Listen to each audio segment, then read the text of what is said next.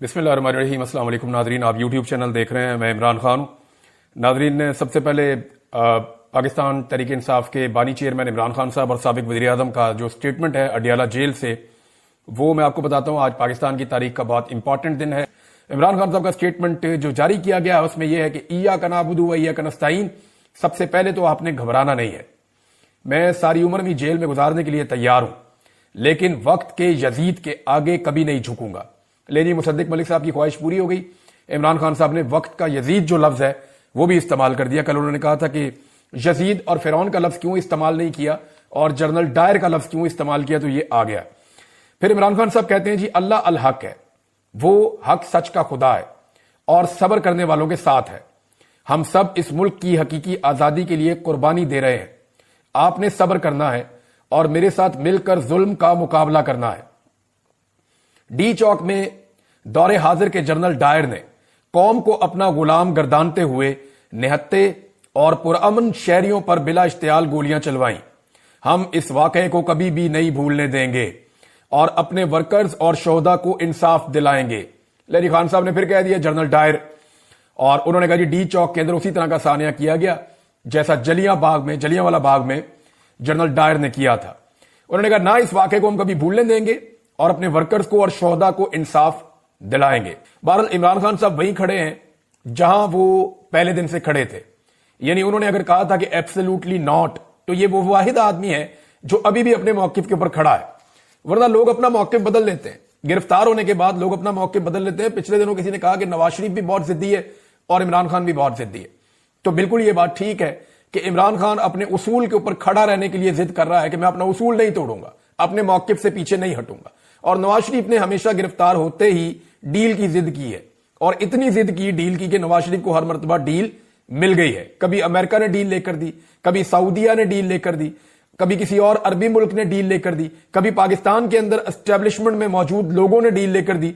लेकिन इमरान खान साहब जो है वो डट गए हैं, वो इस तरह की डील लेने के हक में नहीं है। जबकि दूसरी जानिब नवाज शरीफ साहब जो हैं वो हमेशा डील लेने में कामयाब हुए हैं। इमरान खान साहब ने एक और बात की और इसको फवाद चौधरी साहब ने भी इसी बात को रिपोर्ट किया है।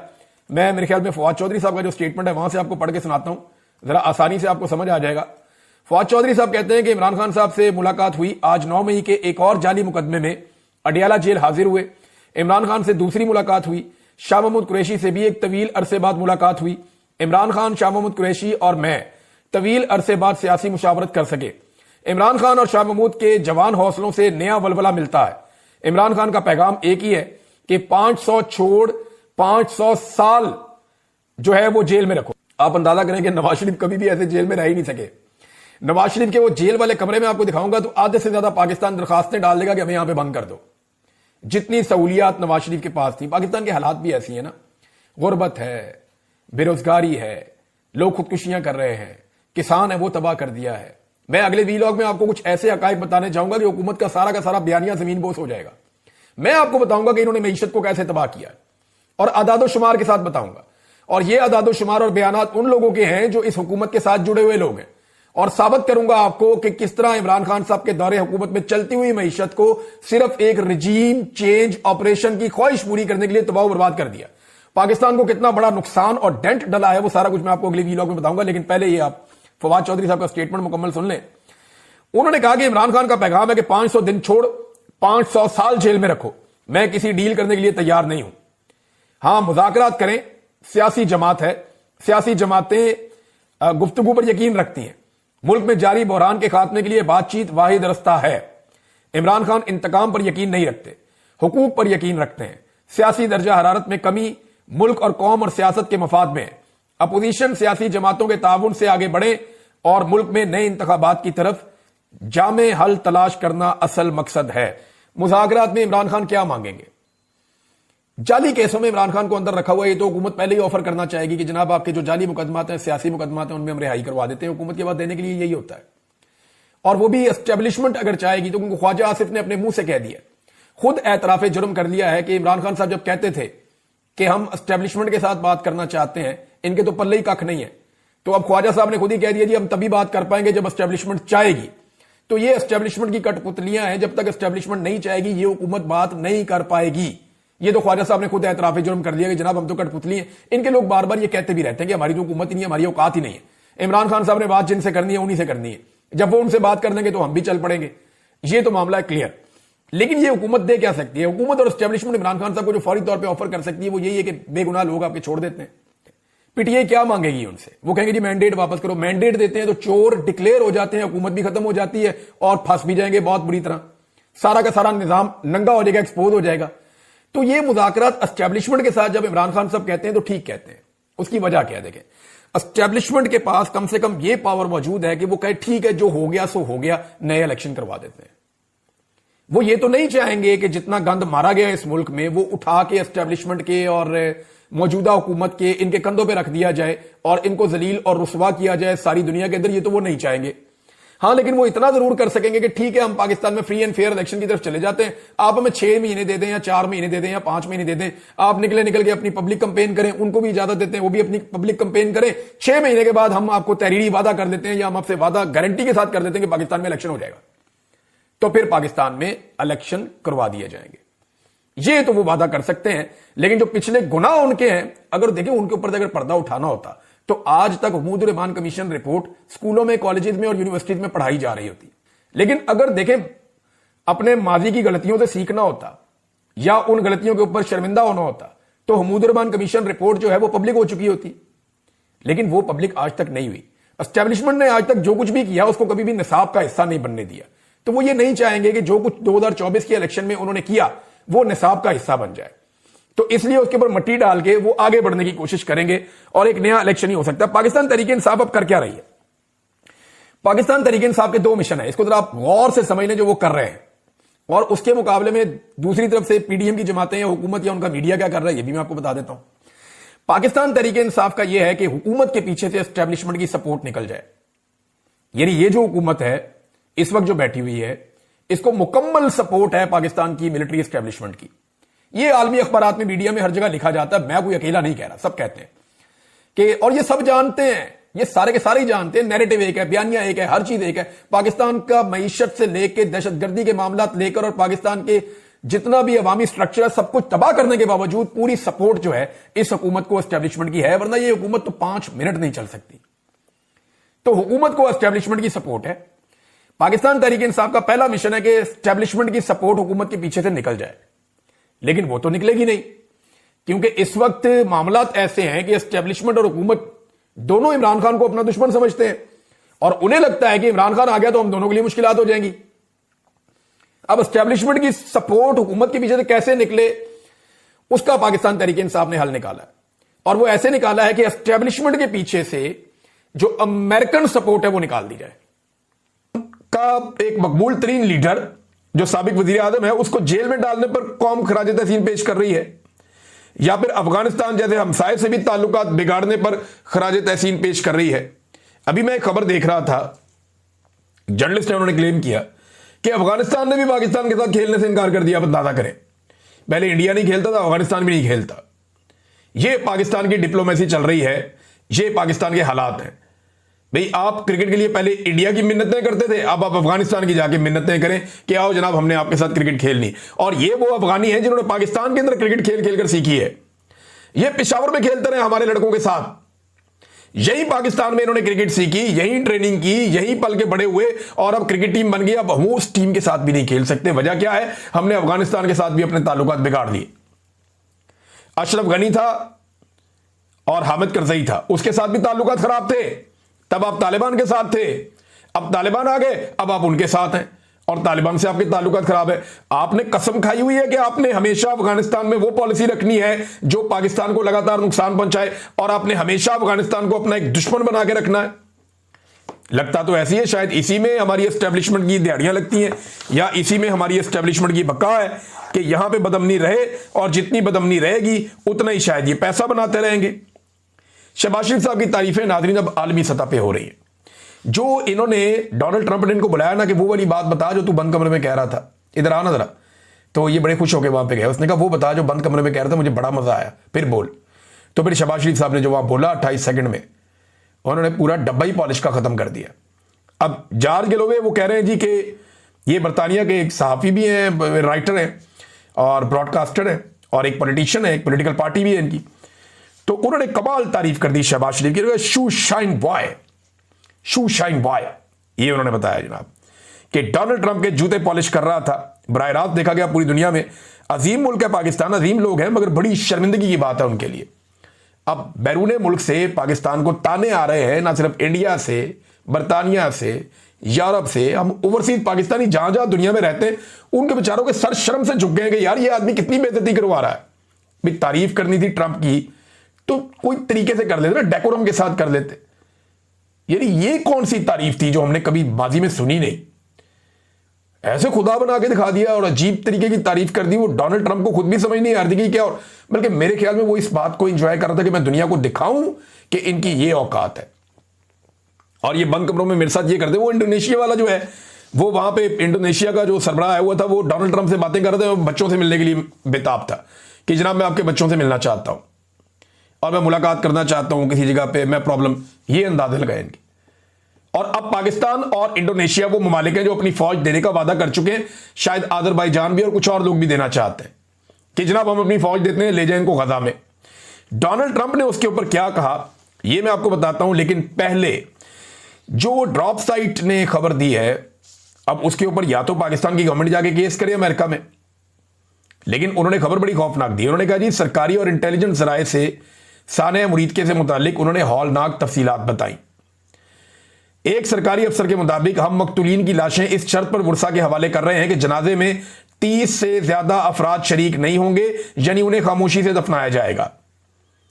एक और अफसर ने बताया कि लाशों की तादाद इतनी ज्यादा थी कि उन्हें कूड़े वाले ट्रक में कूड़े की तरह फेंक कर ले जाया गया।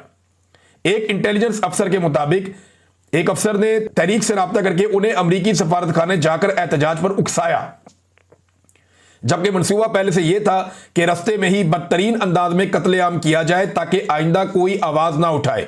यह तर्जुमा जो है ये किया आपके लिए अदील हबीब साहब ने, ये भी जर्नलिस्ट हैं, siyaasat.pk इनका है, तो मैं वहां से आपको पढ़ के सुना रहा हूं आसानी के लिए। उन्होंने कहा जी कि इनको पहले तैयार किया गया कि जाएं जाके आप एहतजाज करें, और मंसूबा यह था कि रस्ते में ही बदतरीन अंदाज में कत्लेआम किया जाएगा ताकि आइंदा कोई भी आवाज ना उठाए। एक और सोर्स ने उन्हें बताया कि साद रिजवी इब्तदा में हिचकिचाहट का शिकार था, मगर जब एक ताकतवर फौजी शख्सियत ने मुकम्मल सिक्योरिटी की यकीन दहानी कराई तो लब्बैक ने रैली निकालने का ऐलान और फैसला किया। ये जनाब रेहान ग्राम, मुर्तजा हुसैन और वक्कास अहमद, ये जनाब इनकी जानिब से खबर आई हुई है, ड्रॉप साइट के अंदर छपी हुई है। अदील हबीब साहब ने ये ट्रांसलेट किया, मैंने आपको पढ़ के सुना दिया। अब इसकी जो तौसी इसके एक हिस्से की है वो अबसार आलम साहब ने की थी। अबसार आलम साहब ने कहा एक इल्जाम यह लग रहा है कि पाकिस्तान इसराइल को तस्लीम करने के मंसूबे यानी अब्राहम अकॉर्ड को सपोर्ट कर रहा था, और अब क्योंकि पाकिस्तान के लिए मुश्किल है तो पाकिस्तान ने टीएलपी से यह मार्च निकलवाया।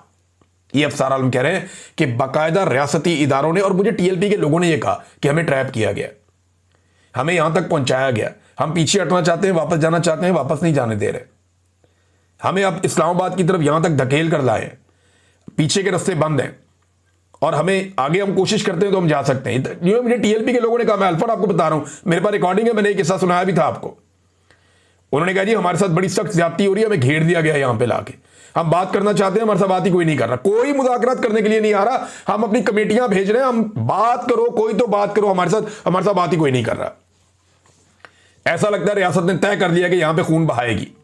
तहरीक लब्बैक के लोगों को अंदाजा तो था कि ये होगा, लेकिन ये अंदाजा नहीं था कि इस लेवल पे ये चला जाएगा। तो ये फिर अबसार आलम साहब कह रहे हैं तो पाकिस्तान ने टीएलपी से ये मार्च निकलवाया और इनको चाबी दी है कि बाहर निकलकर हंगामा करें। कुछ लोग मरते हैं तो मर जाएं, वैसे भी तो लोग मरते रहते हैं।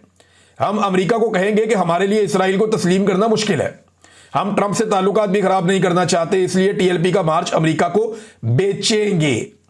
ये जनाब अबसार आलम साहब ने फरमाया।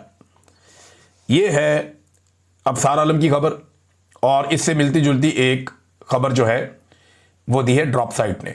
वो भी ये कहते हैं कि इनको निकलवाया एस्टेब्लिशमेंट ने बाहर। और अब मैं आपको एक चीज बताता हूं कि बहुत ज्यादा इम्कान था कि जुमेरात वाले दिन, क्योंकि जुमे को तहरीक लब्बैक ने निकलना था और इनको काफी चीजों का आइडिया हो गया था, तो बहुत इम्कान था कि जुमेरात की शाम को तहरीक लब्बैक अपनी कॉल को मुलतवी कर देती एक वार्निंग के साथ कि अगर इसराइल को तस्लीम करने की कोशिश की तो हम दोबारा आएंगे, लिहाजा अभी क्योंकि वहां पे अमन कायम हो रहा है तो हम उसको खैर मकदम करते हैं और हम जो है वो दुआ करेंगे, और कोई ऐसी चीज वो करना चाह रहे थे, उनकी प्लानिंग चल रही थी। लेकिन इससे पहले कि वो कोई अनाउंसमेंट करते, मरकज के ऊपर उनके हमला कर दिया गया और उनको फिर मजबूर किया गया कि अब तो तुम हर हाल में निकलो और निकल के पहुंचो। उनके लिए हालात ऐसे पैदा किए गए, शायद रियासत उन्हें घेर घार के वहां ले जाकर जो उन्होंने अचीव किया वो करना ही चाहते थे। नाज़रीन, डोनाल्ड ट्रंप ने पाकिस्तान और अफगानिस्तान की जंग रुकवाने की कहानी एक सुनाई है। वो कहता है जी पाकिस्तान और अफगानिस्तान की जंग रुकवाना मेरे लिए आसान काम है, लेकिन अभी अमेरिका में काफी काम है। देखिए ये जरा जंग थोड़ी बढ़ेगी, माहौल बनेगा, कोई बंदे शंदे मरेंगे, उसके बाद डोनाल्ड ट्रंप को बीच में लाया जाएगा, फिर खराज तहसीन पेश करेंगे शहबाज शरीफ साहब, फील्ड मार्शल साहब, और फिर कहा जाएगा जी हमने एक जंग जीत ली और डोनाल्ड ट्रंप आए, उन्होंने बीच में पड़ के एक और सुलह की, तो डोनाल्ड ट्रंप जो है वो एक मुबारकबाद के मुस्तहिक हैं, फिर से उनको हीरो बनाया जाएगा। तो डोनाल्ड ट्रंप की खुशनुदी के लिए ये किसी भी लेवल तक जा सकते हैं। अमेरिकी फौज के अमन दस्ते पहुंच गए जी इसराइल में, ये गजा में क़यादत करेंगे और ट्रंप के बकौल उन्हें खुद कुछ नहीं करना पड़ेगा, बल्कि मैं ये खबर आपको पढ़ के सुनाता हूं जहां पे ये मौजूद है। हमास से असलहा लेने के लिए या उन्हें गैर मुसल्लह करने के लिए अमेरिकी फौज नहीं जाएगी, जो जाएंगे वो इस काबिल हैं, यानी कोई तो जाएगा उन्हें गैर मुसल्लह करने, और जो जाएगा वो इस काबिल है, ट्रंप ने ये कह दिया। लेकिन जो जाएगा कम से कम वो अमेरिकी फौज नहीं है। ये जो अभी इसराइल पहुंचे हैं अमेरिकी कमांडोज, ये नहीं है, कोई और होंगे। इस वक्त पाकिस्तान, अजरबैजान और इंडोनेशिया वो हैं जो वहां जाने की बात कर चुके हैं। अब बज़ाहिर डोनाल्ड ट्रंप की बातों से और हालातों वाकयात से ऐसा लगता है कि ये जो चंद मुसलमान मुल्कों की फौजें हैं, पाकिस्तान की हो गई, अजरबैजान की हो गई, इंडोनेशिया की हो गई, या कोई थोड़ी बहुत अरब ममालिक मदद कर देंगे, ये फौजें तैनात होंगी गजा में और इसराइल की हिफाजत की जमानत बनेगी ये फौजें, और हमास को कंट्रोल करने के लिए भी शायद यही फौजें काम करेंगी अमेरिकी फौजी क़यादत के अंदर। मुझे बज़ाहिर जो दिखाई दे रहा है वो ये है, और डोनाल्ड ट्रंप इस तरफ इशारे भी कर रहे हैं। नाज़रीन, तहरीक लब्बैक के बारे में एक चीज मैं आपको और बताऊं, एक तरफा कार्रवाई और बयानिया चलाया जा रहा है, यानी जो हुकूमत चाहती है वो बयानिया चला देती है। कभी कोई आके कह देता है जी हम उनसे मुज़ाकरात कर रहे थे, उन्होंने तो फलस्तीन की बात ही नहीं की, उन्होंने तो इसराइल को तस्लीम ना करने की बात ही नहीं की। कभी आगे कोई ये कह देता है, कभी आगे ये कह देता है वो तो जी अपने पैसे वापस मांग रहे थे, कभी आगे कोई ये कह देता है जी उनके पास से 10 करोड़ 20 करोड़ बरामद हो गए, कभी आकर कोई ये यार 70 करोड़ का तो आप एमएनए खरीदते हैं, 70 करोड़ का आप एमएनए खरीदते हैं, ये एमएनए ने अपने मुंह से बताया हुआ है। तो अगर 10-20 करोड़ रुपया साद रिजवी के गले में से निकल आया तो इसमें क्या है, यानी ये इतने पैसे तो छिलका है उन लोगों के सामने जो बॉर्डर पे स्मगलिंग करवाते हैं। जरा चेक कर लें कि चमन में जो स्मगलिंग होती है उसमें से कितना पैसा वसूला जाता है, चेक कर लें आप जाके। ईरान से जो तेल आता है उसमें कितना हिस्सा कौन कमाता है, मादनियात में कितनी दिहाड़ी लगती है, वो चेक कर लें। पीनट भी नहीं है ये उसके सामने, कख नहीं है, कुछ भी नहीं है। ये गले में से 10-12 करोड़ 15 करोड़ चलो 25 करोड़ भी निकल आया, ये क्या रकम हुई?